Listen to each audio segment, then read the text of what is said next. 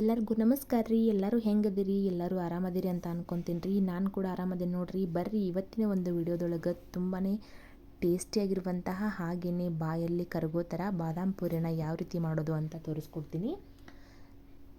ತುಂಬಾ ಈಸಿಯಾಗಿ ಮಾಡ್ಕೋಬೋದು ರೀ. ಹಾಗೆಯೇ ನಾನು ಯಾವ ರೀತಿ ಮಾಡ್ತೀನಿ ಅಂತ ನಿಮ್ಮ ಜೊತೆ ಶೇರ್ ಮಾಡ್ಕೋತಾ ಇದ್ದೀನಿ.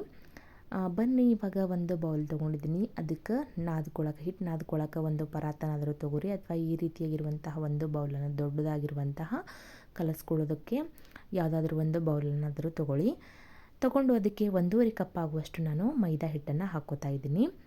ನೀವು ಗೋಧಿ ಹಿಟ್ಟಲ್ಲಿ ಕೂಡ ಮಾಡ್ಕೋಬೋದು, ಆದರೆ ಅಷ್ಟೊಂದು ಚೆನ್ನಾಗಿ ಬರೋದಿಲ್ಲ. ಅದಕ್ಕೋಸ್ಕರ ನಾನು ಮೈದಾ ಹಿಟ್ಟನ್ನು ಯೂಸ್ ಮಾಡಿಕೊಂಡು ಮಾಡ್ತಾಯಿದ್ದೀನಿ. ಅದಾದ ನಂತರ ಅದಕ್ಕೆ ಒಂದು ಚಿಟಿಕೆಯಷ್ಟು ಉಪ್ಪನ್ನು ಹಾಕ್ಕೊಂಡು ಈ ರೀತಿಯಾಗಿ ಮಿಕ್ಸ್ ಮಾಡ್ಕೊತಾ ಇದ್ದೀನಿ. ಕಲರ್ಗೋಸ್ಕರ ಅಂತ ಹೇಳಿ ನಾನು ಅರಿಶಿನ ಒಂದು ಅರ್ಧ ಚಮಚದಷ್ಟು, ಅಂದರೆ ಅರ್ಧ ಟೇಬಲ್ ಸ್ಪೂನ್ ಆಗುವಷ್ಟು ಅರಿಶಿನ ಹಾಕ್ಕೊಂಡಿದ್ದೀನಿ. ಅರಿಶಿನ ಕೂಡ ಹಾಕ್ಕೊಂಡು ಚೆನ್ನಾಗಿ ಮಿಕ್ಸ್ ಮಾಡ್ಕೊತಾ ಇದ್ದೀನಿ.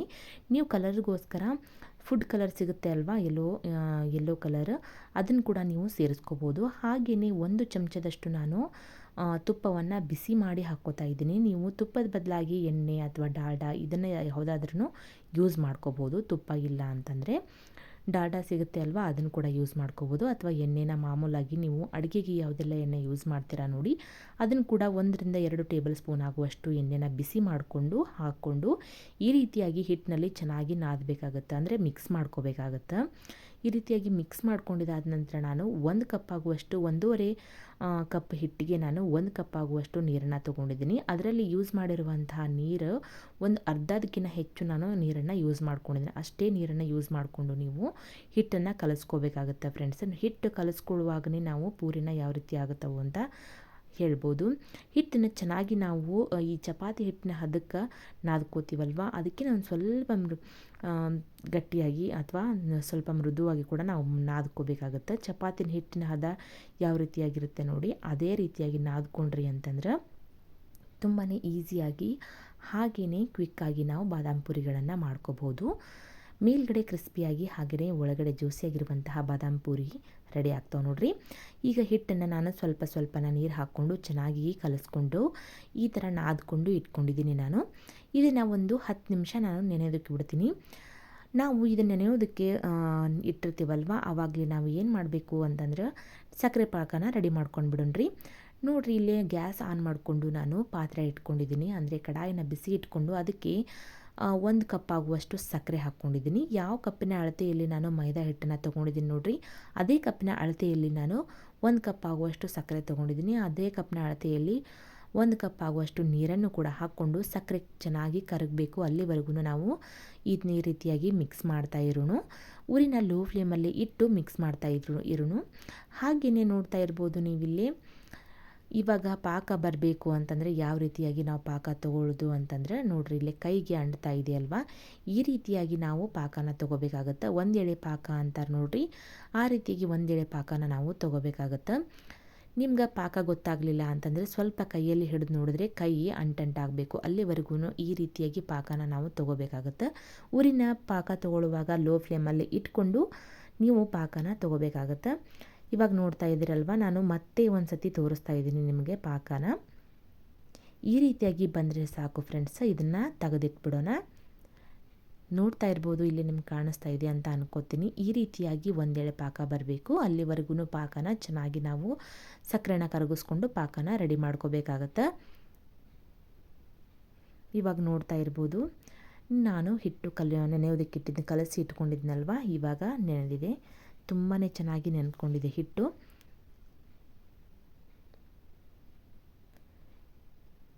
ಈ ರೀತಿಯಾಗಿ ಒಂದು ಸತಿ ಮಿದ್ಕೊಂಡು ಬಿಡೋಣ ಹಿಟ್ಟನ್ನು. ಚೆನ್ನಾಗಿ ಮಿದ್ಕೊಂಡು ಆನಂತರ ನಾವು ಪೂರಿಗಳನ್ನು ಮಾಡ್ಕೊಳ್ಳೋಣ. ಸ್ವಲ್ಪ ಹಿಟ್ಟನ್ನು ತಗೊಂಡು ನಾನು ಸಣ್ಣದಾಗಿರುವಂತಹ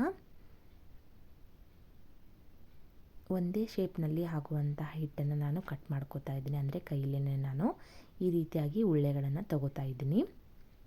ನೋಡ್ತಾ ಇರ್ಬೋದು, ಈ ರೀತಿಯಾಗಿ ಮಾಡಿಕೊಂಡು ನೀವು ಚಾಕುವಿನ ಸಹಾಯದಿಂದ ಕೂಡ ನೀವು ಕಟ್ ಮಾಡ್ಕೋಬೋದು.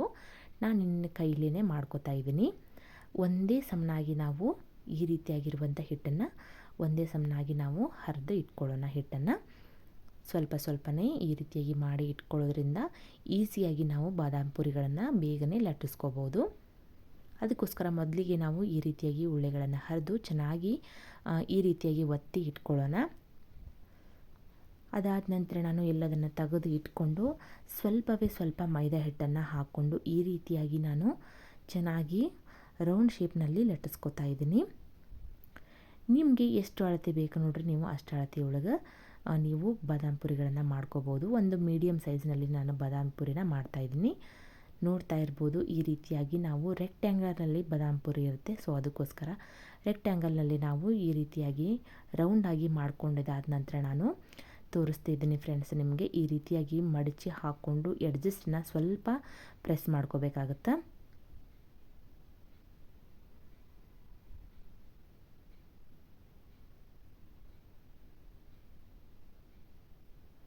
ನೋಡ್ತಾ ಇರ್ಬೋದು ನೀವಿಲ್ಲಿ ಎಡ್ಜಸ್ಟನ್ನ ಸ್ವಲ್ಪ ಈ ರೀತಿಯಾಗಿ ಪ್ರೆಸ್ ಮಾಡಿ ಮತ್ತೆ ನಾನು ಇದನ್ನು ಒಂದು ಸತಿ ಫೋಲ್ಡ್ ಮಾಡಿಕೊಂಡು ಅದಾದ ನಂತರ ಮತ್ತೆ ಎಡ್ಜಸ್ಟನ್ನ ಈ ರೀತಿಯಾಗಿ ಪ್ರೆಸ್ ಮಾಡಿ ಅದಾದ ನಂತರ ಸ್ವಲ್ಪ ಈ ರೀತಿಯಾಗಿ ಮಾಡ್ಕೊಳ್ಳೋಣ. ಈ ರೀತಿಯಾಗಿ ಮಾಡಿಕೊಂಡು ಒಂದು ತಟ್ಟೆಗೆ ತೆಗೆದಿಟ್ಕೊಳ್ಳೋಣ. ಪದರವಾಗಿ ಬರಬೇಕು. ನೋಡ್ತಾ ಇರ್ಬೋದು ಯಾವ ರೀತಿ ಕಾಣ್ತಾ ಇದೆ ಅಂತ. ಈ ರೀತಿ ಬಂದರೆ ಸಾಕು ಫ್ರೆಂಡ್ಸ್. ಇದನ್ನು ಒಂದು ತಾಟಿಗೆ ಎತ್ತಿ ಇಟ್ಕೊಳ್ಳೋಣ. ಇದೇ ರೀತಿಯಾಗಿ ಬಾದಾಮ್ ಪುರಿಗಳನ್ನು ಮಾಡಿಕೊಂಡು ತಾಟ್ನಲ್ಲಿ ಇಟ್ಕೊಂಡ್ವಿ ಅಂತಂದ್ರೆ ಕರಿಯೋದಕ್ಕೆ ಈಸಿ ಆಗುತ್ತೆ. ನಾನು ಮತ್ತೆ ಒಂದು ಇದೇ ರೀತಿಯಾಗಿ ನಾನು ಉಳ್ಳಿನ ತಗೊಂಡು ಮೈದಾ ಹಿಟ್ಟನ್ನು ಹಾಕ್ಕೊಂಡು ರೌಂಡಾಗಿ ಲಟ್ಟಿಸ್ಕೊಂಡು ಅದಾದ ನಂತರ ನಾನು ಮತ್ತೆ ಟ್ರಯಾಂಗಲ್ ಶೇಪ್ನಲ್ಲಿ ಎಡ್ಜಸ್ಟ್ನೆಲ್ಲ ಸ್ವಲ್ಪ ಪ್ರೆಸ್ ಮಾಡಿಕೊಂಡು ಅದೇ ರೀತಿಯಾಗಿ ಬಾದಾಮ್ ಪುರಿನ ಮತ್ತೆ ಮಾಡ್ಕೋತಾ ಇದ್ದೀನಿ ನಾನು.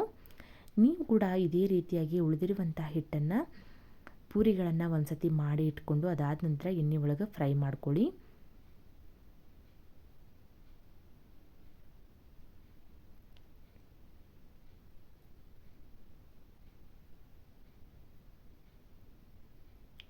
ಎಡ್ಜಸ್ಟನ್ನು ಮಾತ್ರ ಈ ರೀತಿ ಪ್ರೆಸ್ ಮಾಡ್ಕೊಳ್ಳಿ.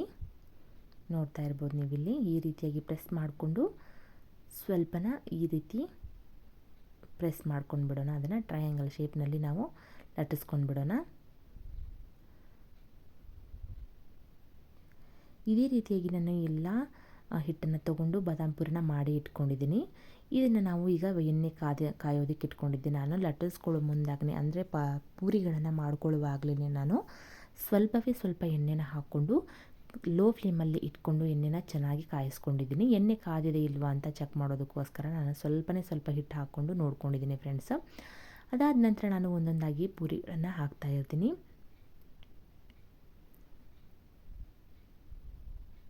ಪೂರಿ ಎಷ್ಟು ಚೆನ್ನಾಗಿ ಬರ್ತಿದೆ ಅಲ್ವಾ? ಈ ರೀತಿಯಾಗಿ ಪೂರಿ ಬರಬೇಕ್ರಿ, ಮೇಲ್ಗಡೆ ಗುಳ್ಳೆ ಥರ.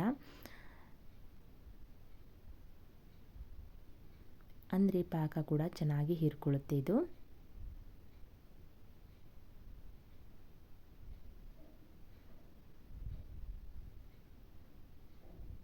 ನೋಡ್ತಾ ಇರ್ಬೋದು ಈ ರೀತಿಯಾಗಿ ಪೂರಿಗಳನ್ನು ನಾನು ತೆಗೆದು ಇಟ್ಕೊಂಡಿದ್ದೀನಿ. ಇವಾಗ ಇದನ್ನು ನಾನು ಸಕ್ಕರೆ ಪಾಕ ಮಾಡಿ ಇಟ್ಕೊಂಡಿದ್ವಲ್ವ ಅದಕ್ಕೆ ಹಾಕೋತಾ ಇದ್ದೀನಿ. ಅದಕ್ಕೆ ಹಾಕ್ಕೊಂಡು ಮೇಲ್ಗಡೆ ಈ ಸಕ್ಕರೆ ಪಾಕನ ಈ ರೀತಿಯಾಗಿ ಹಾಕ್ಕೊಳ್ಳೋಣ. ಅಥವಾ ಇದನ್ನು ಈ ರೀತಿಯಾಗಿ ಪಾಕದಲ್ಲಿ ನಾವು ಸ್ವಲ್ಪ ಒಂದು 10 ರಿಂದ 15 ಸೆಕೆಂಡು ಅಥವಾ 20 ಸೆಕೆಂಡ್ವರೆಗೂ ನಾವು ಈ ರೀತಿಯಾಗಿ ಸಕ್ಕರೆ ಪಾಕದಲ್ಲಿ ಇದನ್ನು ಬಿಟ್ಬಿಡೋಣ. ಸಕ್ಕರೆ ಪಾಕನ ಚೆನ್ನಾಗಿ ಹೀರ್ಕೊಳ್ಳುತ್ತೆ ಇದು. ಅದಾದ ನಂತರ ನಾವು ಜಾಸ್ತಿ ಹೊತ್ತು ಬಿಡೋದೇನು ಬೇಡ. ಈ ರೀತಿಯಾಗಿ ಮಾಡಿಕೊಂಡು ನಾವು ಒಂದು ತಟ್ಟೆಗೆ ತಕ್ಕೊಂಡು ಬಿಡೋಣ. ಇದನ್ನು ಇಷ್ಟಾದರೆ ಸಾಕು ಫ್ರೆಂಡ್ಸ್. ಪಾಕನ ಚೆನ್ನಾಗಿ ಹೀರ್ಕೊಂಡಿರುತ್ತೆ. ಇದನ್ನು ನಾನು ಒಂದೊಂದಾಗಿ ಒಂದು ತಟ್ಟೆಗೆ ತಕ್ಕೋತಾ ಇದ್ದೀನಿ. ಸ್ವಲ್ಪ ಗಾರ್ನಿಷಿಗೋಸ್ಕರ ಅಂತ ನಾನು ಕೊಬ್ಬರಿನ ಸಣ್ಣದಾಗಿ ಕಟ್ ಮಾಡಿಕೊಂಡು ಅದನ್ನು ಹೆರ್ಜ್ಕೊಂಡು ಇಟ್ಕೊಂಡಿದ್ದೀನಿ. ನಾನು ಮೇಲ್ಗಡೆದಿರೋ ಸಿಪ್ಪೆನ, ಕೊಬ್ಬರಿದು ಸಿಪ್ಪೆ ಇರುತ್ತಲ್ವ ಮೇಲ್ಗಡೆ ಭಾಗನ ಚೆನ್ನಾಗಿ ತೆಗೆದು ಅದನ್ನು ಹೆರ್ಜಿ ಇಟ್ಕೊಂಡಿದ್ದೀನಿ. ನೀವು ಬೇಕಿದ್ರೆ ಹಾಗೆ ಕೂಡ ಹೆರ್ಜಿ ಹಾಕೋಬೋದು. ನಾನಿಲ್ಲೇ ಮೇಲ್ಗಡೆ ಇರುವಂತಹ ಸಿಪ್ಪೆನ ತೆಗೆದುಬಿಟ್ಟು ಹಾಕ್ಕೊಳ್ತಾ ಇದ್ದೀನಿ.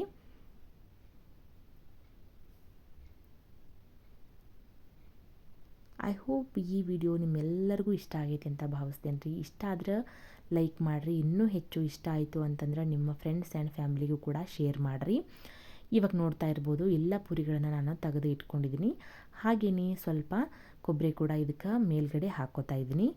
ಒಂದನ್ನು ನಾನು ತೆಗೆದು ತೋರಿಸ್ತಾ ಇದ್ದೀನಿ ಫ್ರೆಂಡ್ಸ್. ಒಳಗಡೆ ಜ್ಯೂಸಿಯಾಗಿ ಹಾಗೆಯೇ ಮೇಲ್ಗಡೆ ಕ್ರಿಸ್ಪಿಯಾಗಿರುವಂತಹ ಬಾದಾಮ್ ಪೂರಿ ರೆಡಿ ಆಗೈತಿ. ನೋಡ್ತಾ ಇದ್ರೇ ಬಾಯಲ್ಲಿ ನೀರು ಬರುತ್ತೆ ಅಲ್ವಾ. ಹಾಗಾದರೆ ನೀವು ಕೂಡ ಇದನ್ನು ರೆಸಿಪಿನ ಟ್ರೈ ಮಾಡಿರಿ, ಮನೆಯಲ್ಲಿ ಒಂದು ಸತಿ ಟ್ರೈ ಮಾಡಿರಿ ಅಂತ ಹೇಳ್ತಾ ಮತ್ತೊಂದು ಹೊಸ ರೆಸಿಪಿಯೊಂದಿಗೆ ನಾನು ನಿಮ್ಮನ್ನು ಭೇಟಿ ಆಗ್ತೀನಿ ರೀ. ನನ್ನ ವಿಡಿಯೋ ನೋಡಿದಂಥ ಎಲ್ಲರಿಗೂ ಧನ್ಯವಾದಗಳು. ಯಾರೆಲ್ಲ ನನ್ನ ಚಾನಲ್ನ ಸಬ್ಸ್ಕ್ರೈಬ್ ಮಾಡ್ಕೊಳ್ಳದೆ ನೋಡ್ತಾ ಇದ್ದೀರಾ, ಪ್ಲೀಸ್ ಒಂದು ಸಬ್ಸ್ಕ್ರೈಬ್ ಮಾಡ್ಕೊಂಡು ನೋಡ್ಕೊಳ್ಳಿ. ಪಕ್ಕದಲ್ಲಿರುವಂತಹ ಬೆಲ್ ಐಕನನ್ನು ಕ್ಲಿಕ್ ಮಾಡಿ ಅಂತ ಹೇಳ್ತಾ ಥ್ಯಾಂಕ್ ಯು ಫಾರ್ ವಾಚಿಂಗ್.